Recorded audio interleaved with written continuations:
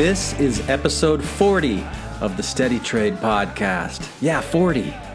With your hosts, Tim Bowen. A lot of the time, the best trade is no trade. And Steven Johnson. A lot of people are like, study till your eyes bleed. And I used to be like this. I used to be like, study 10 hours a day, study 12 hours a day. And then today they finished the discussion on turtle traders, where Tim and Steven ask questions like, do you have to be smart to be a good trader? Once you get the basic skills, once you recognize the basic patterns, I mean, you do not need to be a rocket scientist. How do you measure success other than just how much money you win or lose? Your goal isn't to make money. You got to get to the point where you can do something consistent. Then you start thinking about making money. Should you be a trend follower? If you see some news item and you think this stock's going to run before the volume comes in, before the trend is confirmed, all you're going to do is end up in a bunch of boring, lame stocks that never go anywhere. What is the most important thing to look at when deciding on a stock? you look at the stock and you look at the volume and you look at the pattern downtrending, something tells me that nobody cares about this Apple news. Whatever it is, nobody cares about it. If there's volume, I'll get out. All this on today's episode. But first, let's dip into our listener mailbag. Today's question, how do you set up your spreadsheets? So we have Michael Moreland with a question on YouTube. He says, thank you for the good podcast. You keep bringing up spreadsheets. Could you do a podcast on how to set those up? The parameters, or provide a link here for some spreadsheet application like Excel, I'm just going to add in, and how to use it with directions.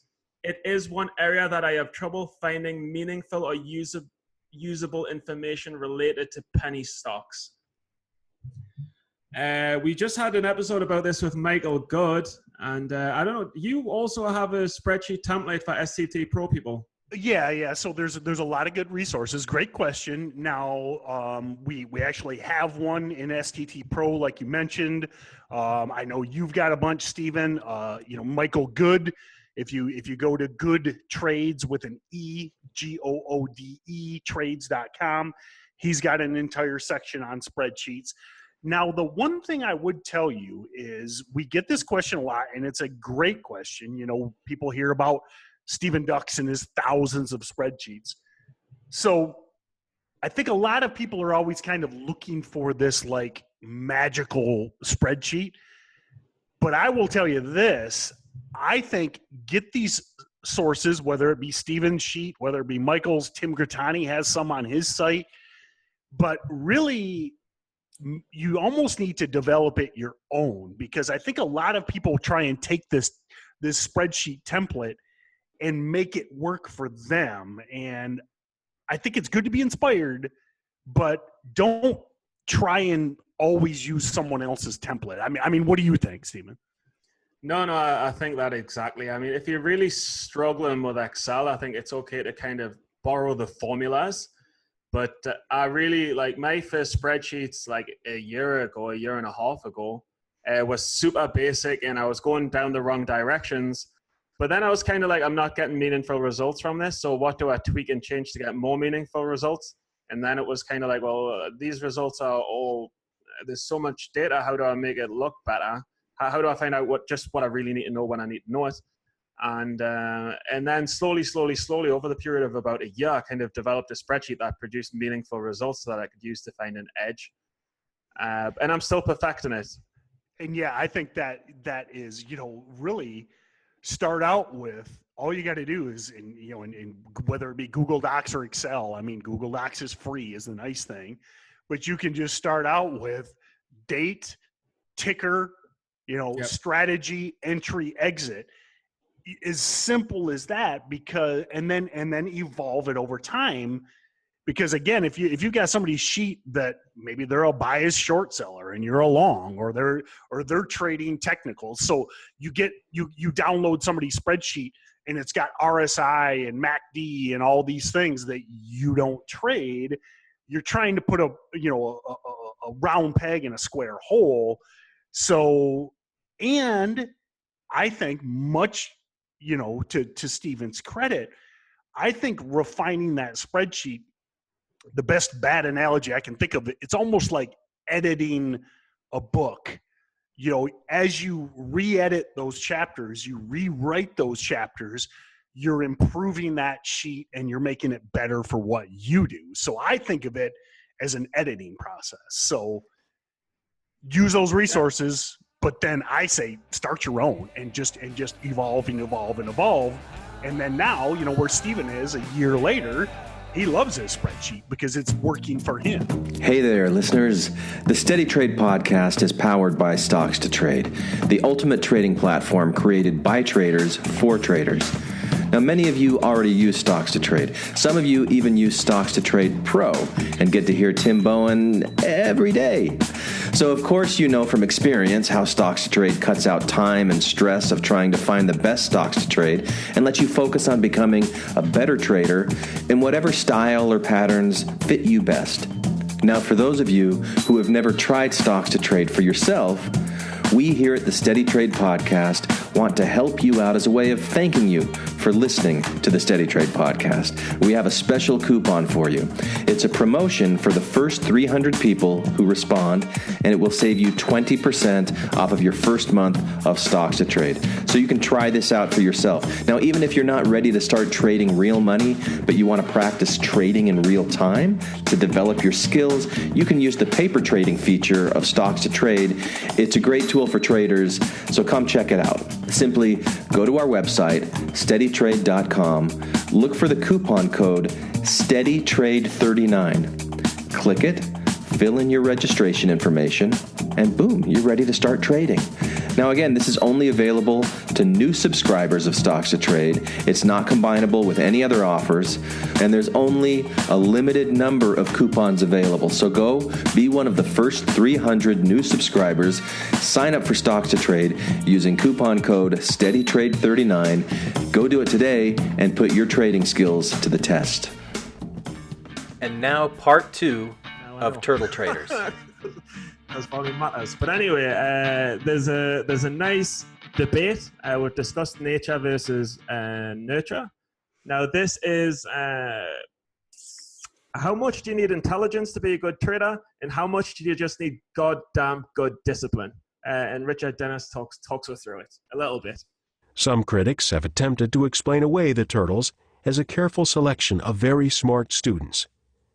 Michael Cavallo, after all, could play 5 people at once at chess while blindfolded and beat them fast. He exemplified the fact that brain power wasn't lacking in the C&D office. Eckhart disagreed, saying that he had not seen much correlation between good trading and intelligence. Some outstanding traders are quite intelligent, but a few aren't. Many outstandingly intelligent people are horrible traders. Average intelligence is enough. Beyond that, emotional makeup is more important. This is not rocket science. However, it's much easier to learn what you should do in trading than to do it. Eckhart was saying that, as with anything in life, most people know what the right thing to do is, but fail to do it. So many points I could talk about, yeah. I mean, I obviously we probably picked these clips for confirmation bias, but yeah, this is another one that I totally agree with. I mean, one of the reasons we love these stocks, these momentum stocks, is once you get the basic skills, once you recognize the basic patterns, I mean, you do not need to be a rocket scientist. You know, you don't need even to be able to break down the business model, break down the balance sheet. I mean, most of us are just looking for keywords in the SEC filings. You know, it's just looking for certain repeating things. And in my opinion, yeah, you got to be smart. Obviously, you got to be able to read. You got to be able to, you know, do all of these basic things, recognize, you know, calculate, do some basic math and stuff. But so much more of it is just character recognition, you know, pattern recognition. Sorry. Recognizing the same thing over and over, because these stocks repeat, no doubt. Yeah, and it's scary because, and again, I'm still very much on my journey learning, but it doesn't matter the ticker, it doesn't matter the sector. All it is human emotion moving down on a graph. And human emotion behaves the same way over and over and over because people don't change. And you just need to find the odd thing here and there, a way of explaining it, and it works. It's mind blowing sometimes. Some of the discoveries I've made over the recent months. Yeah, I think one of the I always talk about a one and done chart. There's several great examples of that. Bring up LEDS, and look at the daily chart on that stock. I remember last week it spiked up, and I'm like, this is like I had to save the chart because I'm like, this is one of the best looking one and done charts I have seen ever. And sure enough, the stock spiked to like 7. And then 2 or 3 days later, it was all the way back to where it came from, all the way back to like the 2s.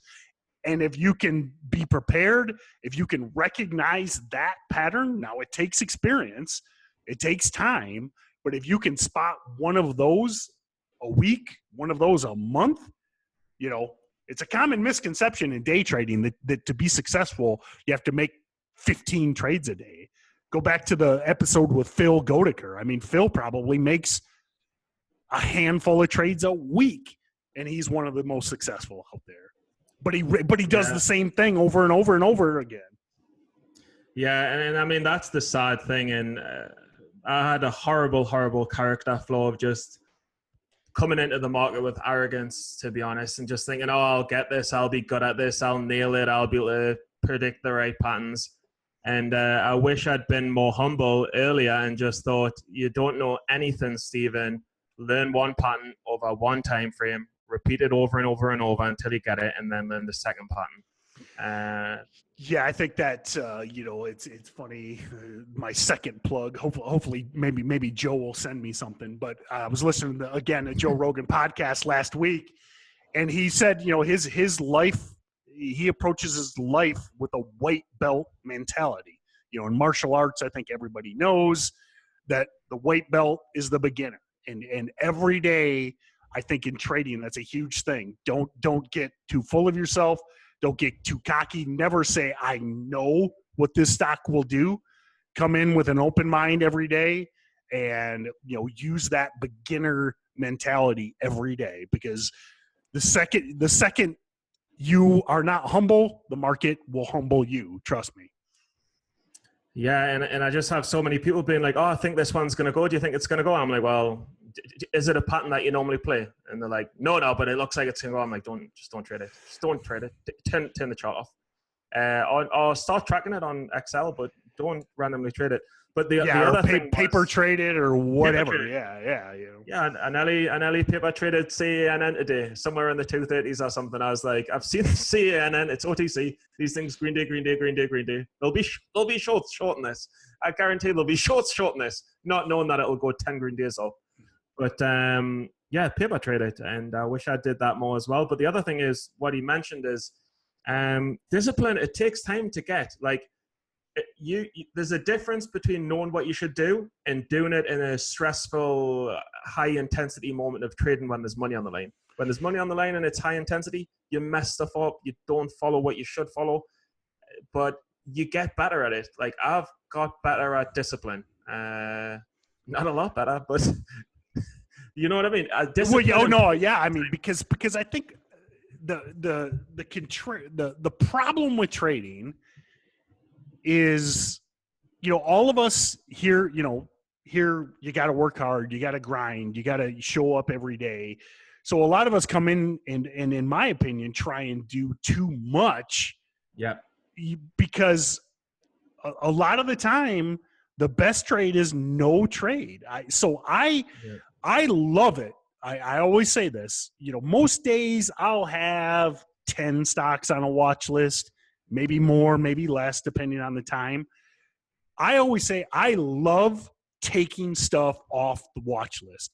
Nothing I love more than deleting stocks off my watch list, because so much of preserving your capital, of being consistent, is not trading the bad setups. And if at the end of the day, my list has gone from 10 to 2 and one of them is doing what I want, that's a perfect day. Now I've stayed out of the mediocre stuff. Now it takes discipline.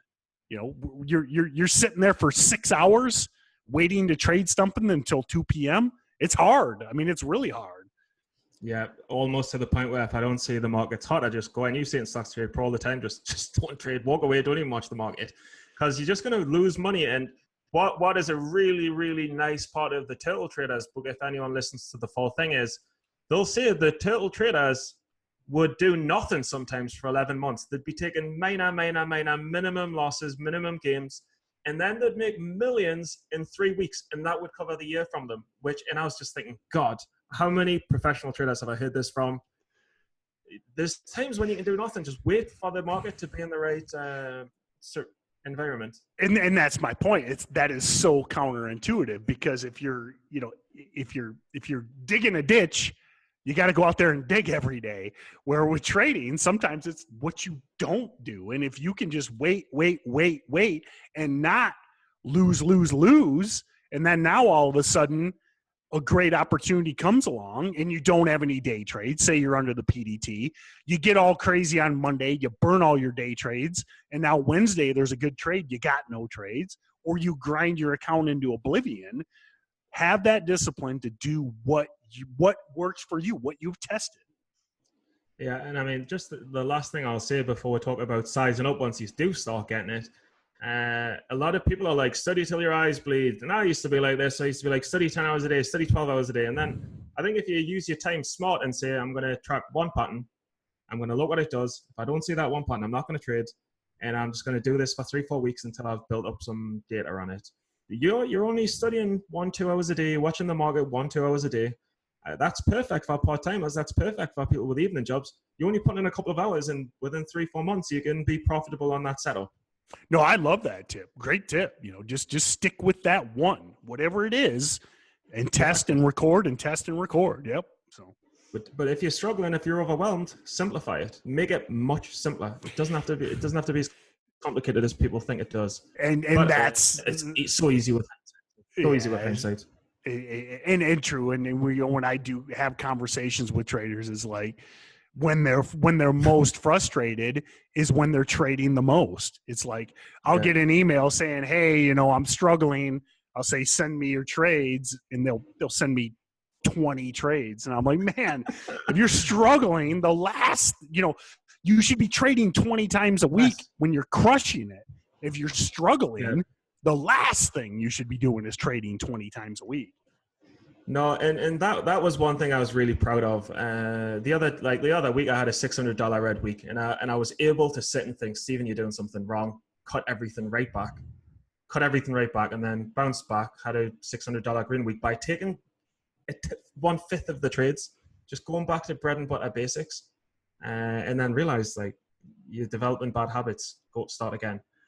But once you start getting better, how do you manage your money? Richard. Are you there, Richard? Richard, are you there? Is Richard still alive? I bet he is. But Dennis and Eckhart taught the turtles not to consider their trading in terms of amounts of money. They wanted them to think of money as a variable, because in that way, regardless of account size, they could make the correct trading decisions at all times. However, first and foremost, Dennis and Eckhart wanted the turtles to understand that their kind of speculation had virtually no external limits. It took place in a limitless environment. They could bet any amount on any potential market movement at any time, but if the turtles entered this no-limit environment and didn't protect their scarce capital, then sooner or later the probabilities would catch up with them.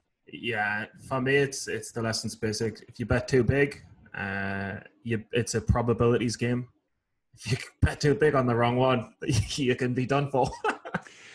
Yeah, and it can be frustrating. It can be annoying. But if you're starting out, I highly, highly, highly recommend not using margin. If you've got a small account, I mean, you're going to need to use a significant majority of your account.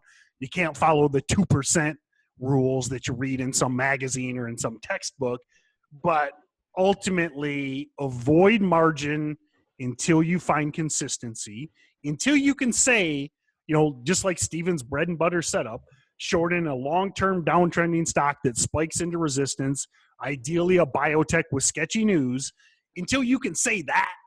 I mean, I just, in one word or one sentence, I laid out Steven's bread and butter sentence. Until you can say that, you should be trading no margin, small size, and testing, because until you can make that statement that this is my baby, your goal isn't to make money. You got to get to the point where you can do something consistent. Then you start thinking about making money. But it's such a totally beautiful and amazing thing. Like when you start seeing what other people's bread and butter setups are, and then you've got your own bread and butter setups, and then you start perfecting them. It's an amazing feeling, and it's like it's better than the money that you make. The satisfaction from seeing patterns and then testing them and seeing them work. Well, I tell you, that's and you've heard me plenty of times in StocksToTrade Pro. I mean, when I get the most excited is when one of the members makes a trade that we've talked about, and it's a setup we look for every day. When I see, especially when I see a handful, 5, 6 of them make that trade on their own with their own ideas, and we laid it out, we thought it out, we broke it down. That's when you hear me start screaming and getting excited, is when I see others getting it and replicating it. Yeah, I mean, I can't guess. If I guessed your setups, it would be low float, unparalleled volume, buying the first dip on a big spike when it's uptrended pre-market. That would be one. The second one's the VWAP hold. And the third one I would guess is when all of the shorts are trapped, when something's kind of gapped down, but it's not gapped down enough, and then it has the green squeeze. Is that 3 of your setups? Yep. That. I watch it every day in STT Pro. That's how I know. Yeah, I love that low floater that spikes day one, holds all day, and then at the basically never breaks down. That is a talk about it, and especially when the next day it opens a little bit red. Yeah, the volume comes in. I mean, they don't all work, but those especially the day twos on stuff like that, especially when there's float rotation. Those are the ones that can really rip. Which was Elfin, but you didn't take it. Elfin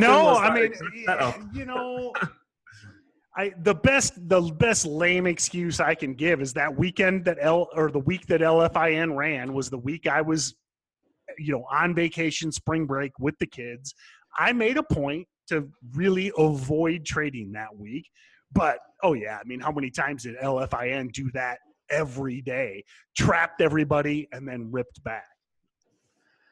But they just got investigated for fraud yesterday, and I think they're over. So it's gonna be bad. Yeah. But we've talked about what you trade. We've talked about what I trade. Now let's hear what the turtles traded, or how they traded. The turtles were trained to be trend-following traders. In a nutshell, that meant that they needed a trend to make money. Trend followers always wait for a market to move, then they follow it. Capturing the majority of a trend, up or down, for profit is the goal. The turtles were trained this way because by 1983, Dennis knew the things that worked best were rules. The majority of the other things that didn't work were judgments. It seemed that the better part of the whole thing was rules. You can't wake up in the morning and say, I want to have an intuition about a market. You're going to have way too many judgments. Yeah, I totally agree. Now they're talking more about the futures market and probably a little more longer term timeline than we are. But we say the same thing every day. I don't care what the news is. I don't care what it reads. We look for stocks that are moving and we've said patterns a million times today, but one of the reasons we talk about running news scans for only stocks with volume and that are moving is you wait for the move to happen. Because if you're trying to anticipate something, if you see some news item and you think this stock's going to run before the volume comes in, before the trend is confirmed, all you're going to do is end up in a bunch of boring, lame stocks that never go anywhere. Yeah, and that sets up perfectly for the final closing clip. But I just want to quickly say, the turtles strategy was super, super, super simple. These turtles made millions across all different markets. And don't quote me on this, listen to the book, but it was pretty much buying a 55-day breakout to the upside if the markets broke out up. And if the markets broke to a 55-day low, they would short it. And there was little variances, those little variables that Richard Dennis installed, but it was buying breakouts. It was buying stocks when the markets were strong, and it was shorting weak stocks when they were making new lows. That was literally it. Yeah, it's something the favorite, back to that swing trade watch list we talk about. I mean, that's exactly what we're looking for. I mean, you're looking for gradually uptrending charts that are breaking 52-week highs, ideally in a hot sector, which, they were trading futures. So they're going to, if soybeans were hot, they'd be trading soybeans. If oil was hot, they would be trading oil. We're doing the same thing. If it's a social media stock that has been uptrending for weeks and it's pushing 52-week highs, we do with these swing trades exactly what they did with the futures. Yeah, if social media is having a crisis and it's making new lows, you just shorten when it breaks the key level, risking off the resistance level. Right now, Snapchat's a perfect example of that. That stock is broken support. It's downtrending. I made this joke the other day that if I ever go on my year-long Bigfoot hunting expedition, the day before I leave, I would probably short Snap because, man, I would feel pretty good when I come back not finding Bigfoot since he doesn't exist. I would be looking pretty good on that Snap short. Yeah, I mean, if you want to, of course, the more I see your chest hair, the more I'm inclined to believe that Bigfoot could possibly exist. Lives in Dubai and he rides on camels, but but it is just trend following. They do it in futures. We do it 3 weeks ago, you are shorting social media companies because of privacy issues. Now Papa John's coming on the podcast pretty soon. He's long in the weed stocks. He made $3,000 the other day. He's multi-day breakouts. It's insane. Yeah, I mean, well, actually, that's probably a good topic for a coming episode. But I have a feeling April 16th, 2018. I think we may, it doesn't bother me to be wrong, but I think we may be approaching with the news flow on marijuana stocks. We may have that second bull market. The last one was 2014, 2015, and I think it's coming again. So, you think a bull market in general, or weed stocks, yeah. Yeah, it's CANN's up. It's fourth green day in a row now. I don't know. There's a ticker TRSWC or something that is the market leader. It's like $22. I can't remember it. I don't know if you know it. I think you told me to look at it. There's too many of them. I can't remember the one you're talking about. But yeah. But what you said earlier about the news scan and about not reacting to the news is it really, really ends the show well with this quote. And I'll just let the producer play that funky music. Dennis made the turtles understand price analysis. He did this because at first he thought that intelligence was reality and price the appearance. But after a while I saw that price is the reality and intelligence is the appearance. He was not being purposefully oblique. Dennis's working assumption was that soybean prices reflected soybean news faster than people could get and digest the news. Since his early 20s, he had known that looking at the news for decision-making cues was the wrong thing to do. If acting on news, stock tips, and economic reports were the real key to trading success, then everyone would be rich. Dennis was blunt. Abstractions like crop size, unemployment, and inflation are mere metaphysics to the trader. They don't help you predict prices, and they may not even explain past market action. The greatest trader in Chicago had been trading 5 years before he ever saw a soybean. He poked fun at the notion that if something was happening in the weather, his trading would somehow change. If it's raining on those soybeans, all that means to me is I should bring an umbrella. Yeah, I think that's a great point and a great one to finish on is. Yeah. Only, you've heard me say this many times in the podcast, and I stole this quote too, but only price pays. Nothing else matters but the price action.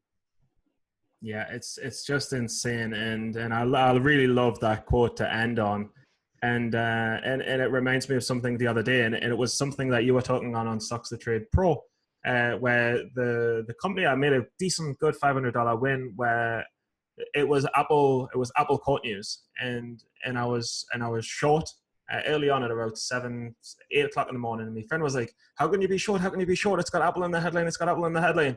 And I said, "Well, if you look at the stock and you look at the volume and you look at the pattern downtrending, something tells me that nobody cares about this Apple news. Whatever it is, nobody cares about it. If there's volume, I'll get out, but no one's interested. So I'm doing what the price is, not what the news is." Yeah, and the ticker's VHC. They've and that they've been, they're basically a patent troll. They just sue everybody and try and make money. And they popped on that in the past, but it was like you said, and like I said, we were thinking the same thing. I'm like, I as bullish as I am, I'm not buying this. I don't care if Apple is in the headline because nobody cares. The stock spiked early and it's going nowhere. There's no great volume. But as you said, that's where your trading rules come in. So if the volume did come in, just like you recognized on CGIX today, you would have stopped out or you would have moved on. So, but none of that matters. The news has nothing to do with that. You've looked at the price action. You're now taking into consideration the volume. And just like he said, I don't care if it's raining on soybeans or not. You don't care if VHC is getting this money or not because you've recognized the price. So, yeah, I mean, that's it. None of that stuff. Like I'm at the point where I'm just like, I don't pay attention to the news that much anymore. It is one indicator of 3, 4, 5 indicators. What all I really care about, more important than ever, is what do other people think about it. Who cares? Who cares that's got a lot of money in the stock market? Who's really can move the price? And since I figured that out, it's been probably one of the biggest discoveries and most important discoveries in me trading so far.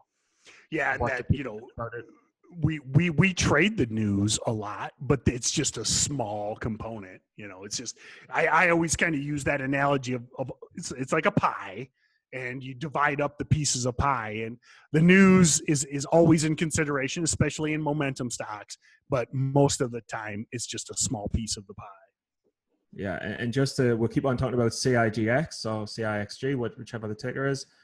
As I was saying before to a friend, the fundamentals of this company, the news on this company, the chart history on this company now, none of it matters. All what matters is how many people are up and how many people are down, and who's going to win the battle. That's for me, that's all what matters. And then you just react to it.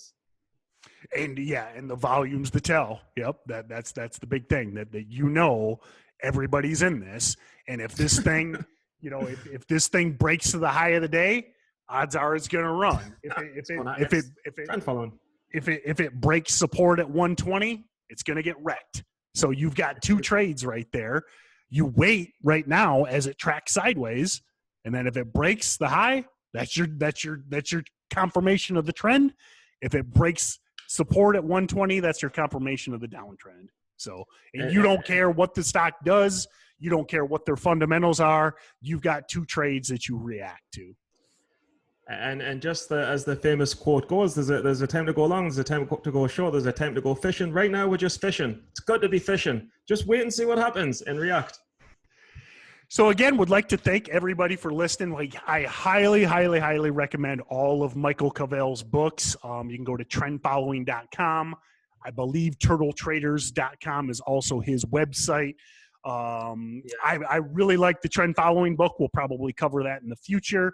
But the biggest reason I wanted to start with Turtle Traders is it really shows that with rules, with discipline, with the right education, and with desire, pretty much everybody, well, not everybody, pretty much anybody can be successful in trading, but you have to follow the rules and you have to be disciplined. Yep, totally agree. The only thing I'd add is you just need to be in it for the right reasons, and you just need to have a lot of heart and burning passion, because there are some lows. There are some times where you want to quit. But as long as it's your real dream, then there's no reason why you can't make it. So thanks again for listening. Make sure we're always looking for your input. Make sure to go to SteadyTrade.com. Would love to have your comments or questions. You can go to, we've got a big button that says submit your audio. You can go there. You can record a question. We would love to have your voice on the podcast, or there's also an email link there. You can shoot us any questions you want. We would love to answer your questions on the podcast. Thanks again, and we'll see you next time. Hi, this is Jeremy from Zimbabwe, Africa, currently living in Texas, and I like to clean the house while listening to Stephen and Tim on the Steady Trade podcast. I actually don't. My wife's just in the room next to me, but brownie points, you know what I mean? You can register to win real, actual prizes at their website, SteadyTrade.com. And if you really like what you hear, give the podcast a 5-star rating and write a glowing review on iTunes like I did. And this is how we say goodbye in Zimbabwe.